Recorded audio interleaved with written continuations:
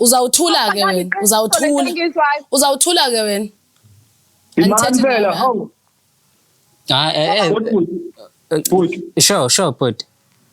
Futhi ngizwe lingizwe lesithathu lapho ubani lo lapho nenzani lapho futhi? Uthando lo okhulumayo. Akasangizwa mina. Akasangizwa.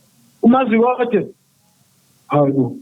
Kwayikona lento yokuthi uloku ubiza izingane ngomazi kodwa ngomamthembu udlala ngazo uyenzelani lonto? Uyibize ngathi abafazi bakho kodwa uyayide udlala ngazo. Lalela. Ngeke ngizwe ngokuthi intombi zami ngiyibiza ngokuthini mina.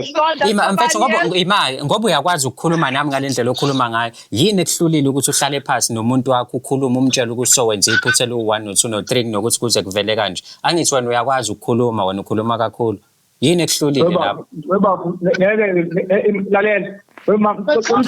Nawe nakindaba zakho. Qina isibindi ucelela umuntu wakho ngathi ngoba zinihlele apho kulamjolo andindawo ke andikuyeki andihlukani nawe uzakwenza umntana siqhubeke sizawuqhubeka isifebe nguweke hayibo nathi sithilebo hayibo shoka amachandi hey maningaphambaneleki okay maningaphambaneleki nini mna hey uzothini ke okay ngicela nehlise uzothini okay ngicela nehliseni umoya mazi kodwa mama Thobani yebo dali cha kodali lalela so yangikhuluma ninamanga leli mpondo hayibo nidibene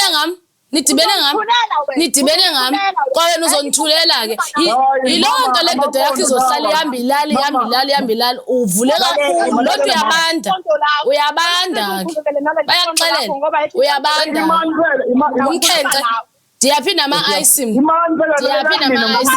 xelela lo muntu wakho into bana andindawo xelela lo muntu wakho bandindawo okay namhlanje ngicela uthule kancane nawe Thando ngifuna ukumuza ukuthi ufuna ukuthini ubafu uthini bafu bafu labona bafu wena bafu uyaxabanisa kahle la lutho ngingenaphi mina wamethiswe nami ayikho into akayixabanisa ubuzongifihlela kuze kube yinini uyamthethelela lo Thobani wakho ngenaxesha lakho uyamthethelela lo Thobani wakho ngenaxesha lakho uyasuka uThobani uzawuphelela lapha uzaba umuntu wami ngoba siyaqhuba siyami into ehambayo uhluleka nokumzalela noThobani wakho kodwa into yenza uhambo lwena nje uhluleka nokumzalela ndingcono ke mina ndenze ngcono uyaxelela sinomntwana omhle umntwana wethu ke sisi and andiphumi ke kule relationship ndihamba nayo sicaco uzaphelela mina ke uzagcina okay ngicela ukukhuluma noThobani uyifake wena kulolu taka mfethu kunengane manje lana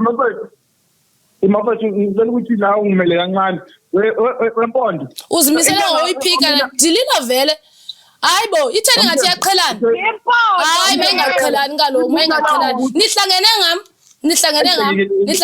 mxelele ke lo muntu wakho uba unomntwana uyamxelela kodwa okuyondla uyamxelela nalo muntu wakho uba okusondla nalo mntana hayibo ntombazana indini uthiwa amachanda apha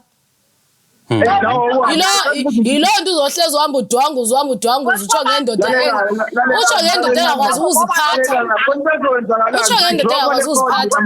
hayibo ngeke mina ndidlale nina uThobani ke ukusukela namhlanje ntombi umele wazi indoda yami tata omntanami andiyindawo uzosiphumela nizokwenza njani nizothi zanibonisa ke nizanibona